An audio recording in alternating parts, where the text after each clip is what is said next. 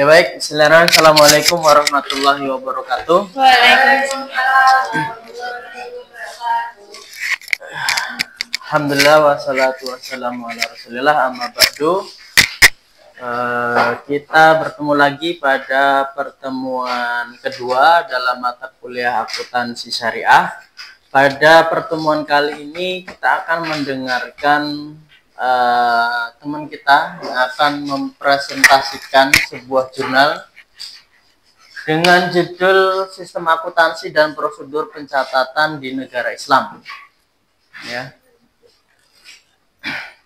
yang akan dipresentasikan oleh kelompok 1. Ada Aziz, kemudian Rio dan Zahra. Pada kelompok ini dipersilakan untuk maju untuk bisa terlebih dahulu mempresentasikan apa yang sudah dikerjakan. Silakan.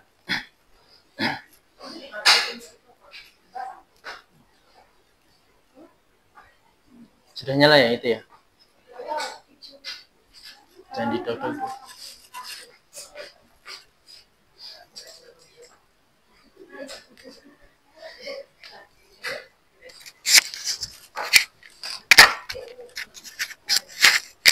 Tes. Assalamualaikum warahmatullahi wabarakatuh. Waalaikumsalam warahmatullahi wabarakatuh. Kami dari kelompok 1 ingin mempresentasikan tugas dari akuntansi syariah. Anggotanya saya sendiri adalah Satya Kamila Putri dan rekan saya Aziz Fatul Wazi sedang dalam hadir dan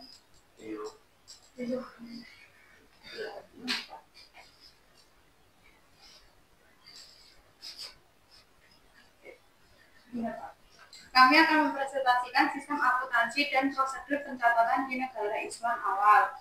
Meskipun pengetahuan sejarah telah berkembang, asal-usul pasti sistem akuntansi dan prosedur pencatatan masih belum jelas. Tulisan yang baru ditemukan menunjukkan bahwa akuntansi telah memainkan peran yang sangat penting dalam berbagai bagian masyarakat Muslim sejak 624 Masehi. Makalah ini berpendapat bahwa sistem akuntansi dan prosedur pencatatan yang dipraktikkan dalam masyarakat Muslim dimulai sebelum penemuan angka Arab sebagai respon terhadap persyaratan agama, terutama zakat, pungutan wajib agama yang dikenakan pada umat Islam pada tahun 2 Hijriah. Untuk zakat adalah salah satu rukun Islam yang merupakan kewajiban bagi setiap Muslim yang memiliki harta pencapaian atau nisab atau batas minimal. Zakat adalah pemungutan wajib yang bertujuan untuk membersihkan harta dan mensucikan jiwa serta membantu masyarakat yang membutuhkan. Zakat itu ada 2 jenis, yang satu fitrah dan yang satu mal. Selanjutnya latar belakang sejarah. Yang pertama ada di tahun 610 Masehi. Itu agama Islam didirikan di Mekah dengan wahyu Al-Quran kepada Nabi Muhammad SAW. Yang kedua, 622 Masehi, negara Islam didirikan di Madinah, memperkenalkan prinsip persaudaraan. Yang ketiga, di 624 Masehi, zakat diperkenalkan sebagai pungutan wajib agama bagi umat Muslim. Selanjutnya pengaruh sistem terhadap akuntansi itu ada 3. Yang pertama, zakat, Al-Quran, dan etika bisnis. Zakat, kewajiban membayar zakat mendorong pengembangan sistem akuntansi untuk perhitungan yang tepat. Sedangkan Al-Quran mewajibkan pencatatan utang dan transaksi bisnis. Yang terakhir, etika bisnis. Islam menekankan kejujuran dan transparansi dalam transaksi keuangan. Selanjutnya sistem akuntansi yang dikembangkan. Yang pertama akuntansi kandang, yang kedua akuntansi konstruksi, yang ketiga akuntansi pertanian padi, yang keempat akuntansi gudang. Yang pertama itu sistem untuk mencatat transaksi terkait hewan ternak.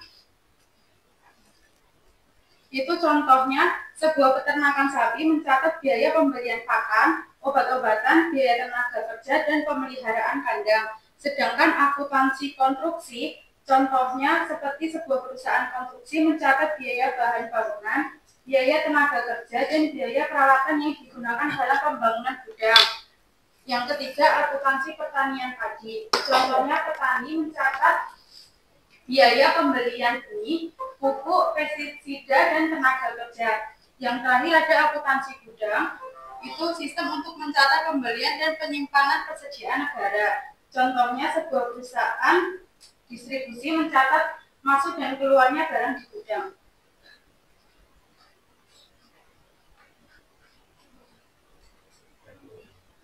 Selanjutnya sistem akuntansi lanjutan. Itu ada 3, akuntansi percetakan uang, akuntansi pengembangan domba, akuntansi perbendaharaan. Akuntansi percetakan uang itu sistem untuk mencatat konversi emas dan perak menjadi koin.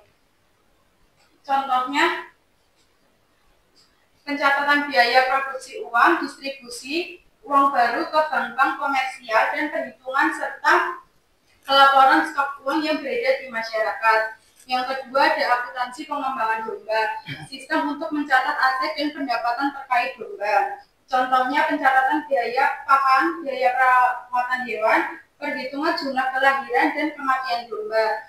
Yang terakhir akuntansi perbendaharaan, sistem untuk mencatat penerimaan dan pengeluaran pembendaharaan harian. Contohnya adalah pencatatan penerimaan pajak oleh pemerintah, pengelolaan dana cadangan perusahaan, dan pelaporan penggunaan dana publik oleh lembaga pemerintah.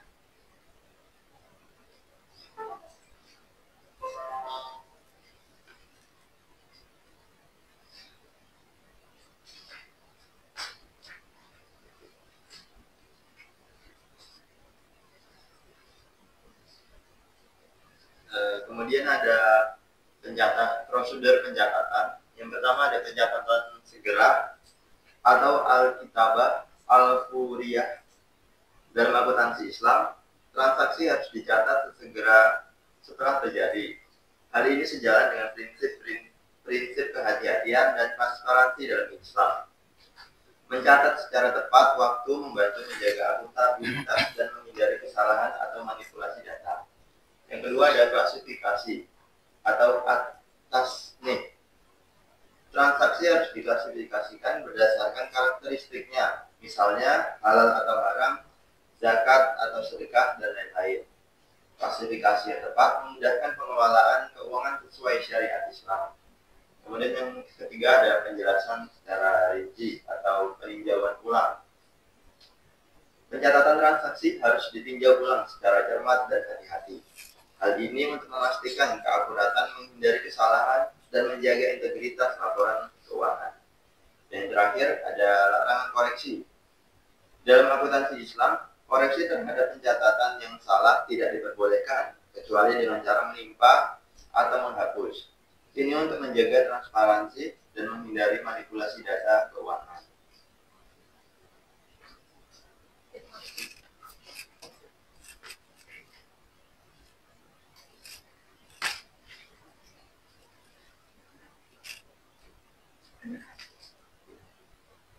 Kemudian ada kontrol internal dan pelaporan.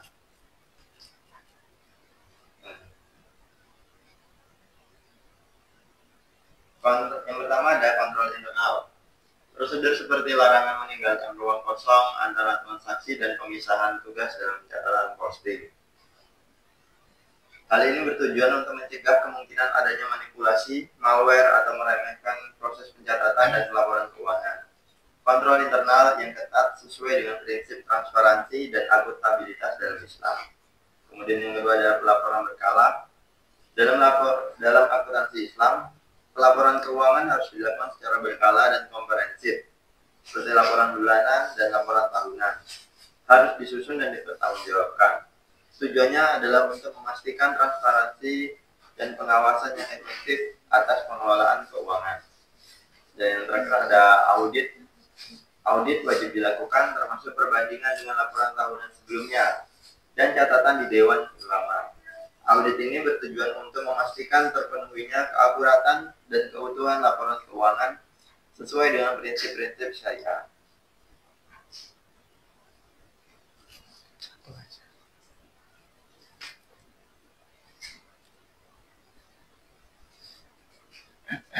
Dan kemudian ada inovasi dalam akuntansi Islam. Yang pertama ada sistem numerik, yaitu penggunaan penggunaan angka Arab dalam akuntansi sebagai bentuk penerapan budaya dan tradisi Islam. Yang kedua ada buku besar khusus, yaitu pengembangan buku besar khusus yang berbagai jenis transaksi. Hal ini memungkinkan pencatatan dan pelaporan yang lebih rinci dan sesuai dengan kebutuhan akuntansi Islam. Yang ketiga ada konsep debit dan kredit, yaitu pengaturan konsep debit dan kredit dalam akuntansi untuk memastikan keseimbangan dan menjaga pengelolaan keuangan. Dan yang terakhir ada laporan komprehensif, yaitu pengembangan laporan keuangan yang komprehensif dan mendalam untuk meningkatkan transparansi dalam pengelolaan keuangan Islam.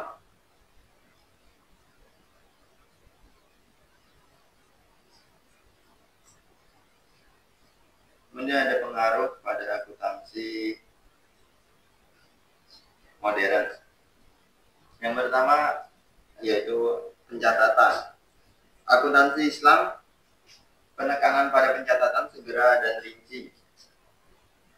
Sedangkan praktik modernnya menggunakan pencatatan yang real time.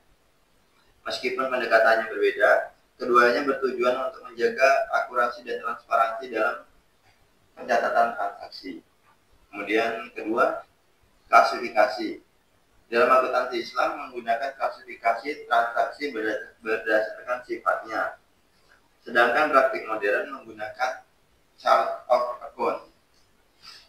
Perbedaan ini menunjukkan adanya penekanan yang berbeda, namun tujuannya tetap sama, yaitu memudahkan pengelolaan dan pelaporan keuangan.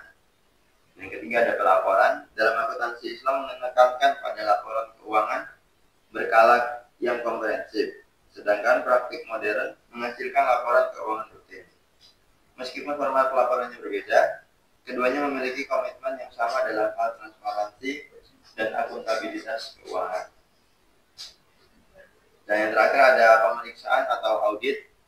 Akuntansi Islam mewajibkan adanya audit termasuk perbandingan dengan laporan tahun sebelumnya dan catatan Dewan Syariah. Kemudian yang praktik modern juga melakukan audit independen untuk memastikan kepatuhan dan integritas keuangan.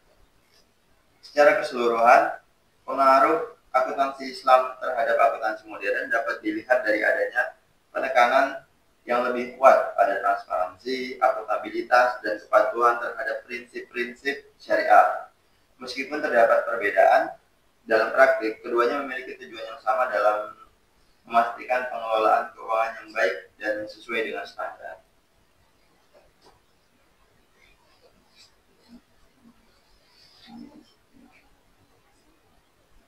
Yang terakhir ada kesimpulannya. Yang pertama ada sistem komprehensif. Berbagai sistem akuntansi telah dikembangkan untuk memenuhi kebutuhan negara Islam sesuai dengan syariah. Hal ini menunjukkan adanya upaya untuk menciptakan sistem akuntansi yang selaras dengan prinsip Islam. Kedua ada pengaruh zakat. Zakat menjadi faktor utama dalam pengembangan sistem dan prosedur akuntansi. Zakat memiliki peran penting dalam membentuk praktek akuntansi yang sesuai dengan kebutuhan dan aturan syariah. Dan yang terakhir ada warisan. Praktik akuntansi Islam memiliki pengaruh potensial terhadap perkembangan akuntansi di luar dunia Islam. Hal ini mengindikasikan bahwa akuntansi Islam dapat memberikan kontribusi dan mempengaruhi praktik akuntansi modern secara luas. Secara keseluruhan, kesimpulan ini menekankan bahwa akuntansi Islam telah mengembangkan sistem yang komprehensif, dipengaruhi zakat sebagai faktor utama, dan memiliki potensi untuk mempengaruhi perkembangan akuntansi di luar dunia Islam. Hal ini menunjukkan adanya upaya untuk mengembangkan praktik akuntansi yang selaras dengan prinsip-prinsip syariah. Mungkin sekian dari kelompok kami. Jika ada yang bertanya, Silahkan kalau misalkan ada yang mau menanggapi atau bertanya terkait dengan jurnal ini.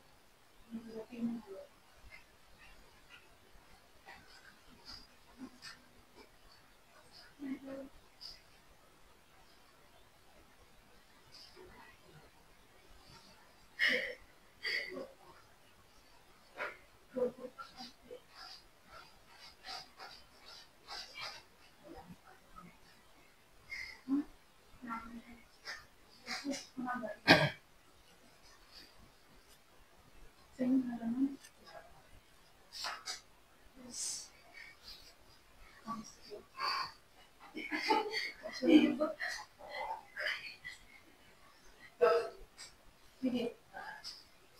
kan sistem akuntansi yang dikembangkan, terus yang selanjutnya lagi kan sistem akuntansi lanjutan.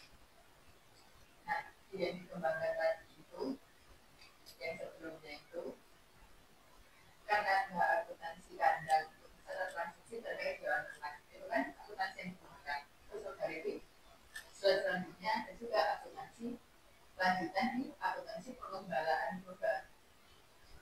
Itu kan sama-sama ternak. Terus apa bedanya? Kenapa kok ini dimasukkan? Saya tidak sebenarnya saya bisa.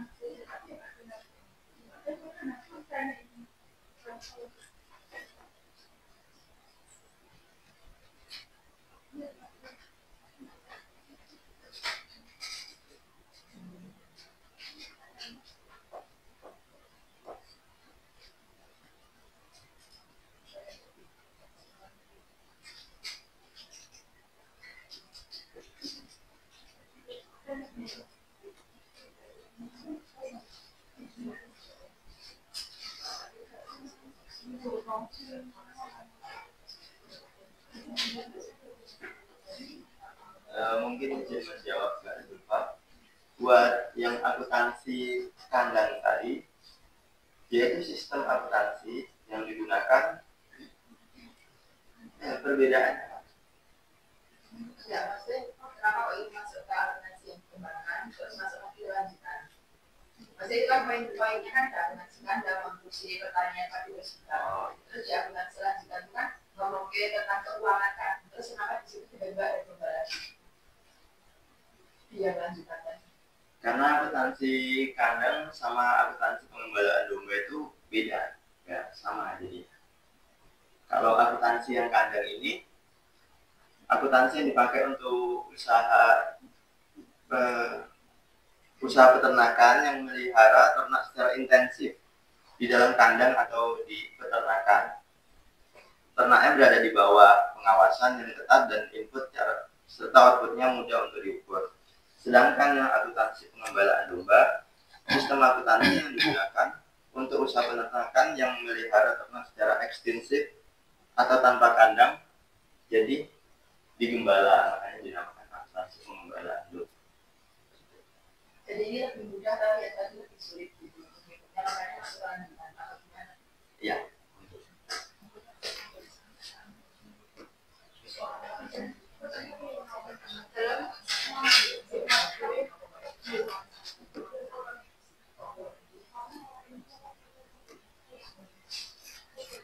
Ya, oke. Tadi kita membahas jurnal dari Umar Abdullah Zaid ya, yang sudah dipaparkan tadi oleh kelompoknya Azahra, Rio dan teman-teman, yang berjudul Accounting System and Recording Procedure in the Early Islamic State. Ya, jurnal ini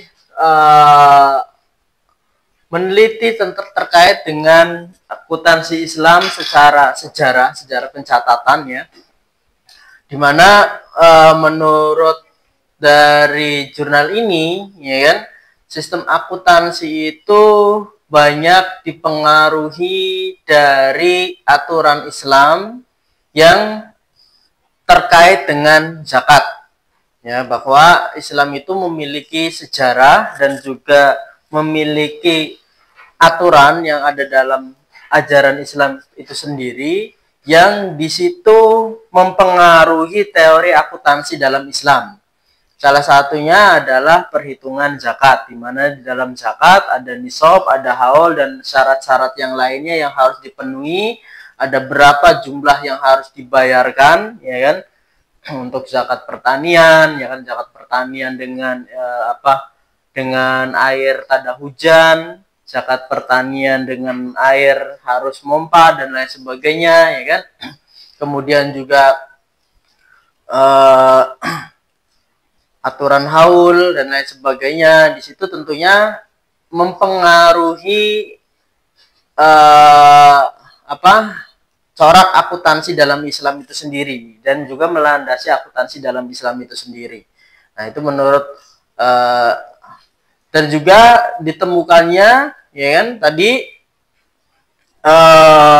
angka Arab, ya, angka Arab yang ditemukan oleh Al-Khwarizmi, ya. Penemuan angka Arab ini tentunya sangat berpengaruh terhadap akuntansi, ya kan. Kalau tidak ditemukan angka Arab ini, ya kan, tidak ditemukannya angka 0, ya kan, dalam perhitungan kita pada saat ini, itu sistem akuntansi juga akan sangat rumit sekali, ya kan. Bayangkan kalau misalkan sistem akuntansi itu kemudian dicatat menggunakan angka Romawi, ya, angka Romawi. Kalau misalkan hitungannya 1 sampai 10 mungkin masih bisa, ya kan. Tapi kalau hitungannya sudah jutaan, miliaran, bahkan triliunan, 1 triliun misalnya, 1 triliun 5 miliar 257 juta 232.932 rupiah. Nah, itu penulisannya seperti apa kalau kita menggunakan angka Romawi? Tentunya akan sangat ribet sekali, ya kan? Dengan ditemukannya angka Romawi ini juga semakin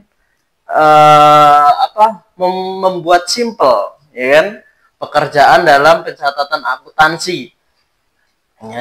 Jadi secara sejarah Islam itu memiliki sejarah yang sangat kuat dengan adanya tadi Al-Khwarizmi.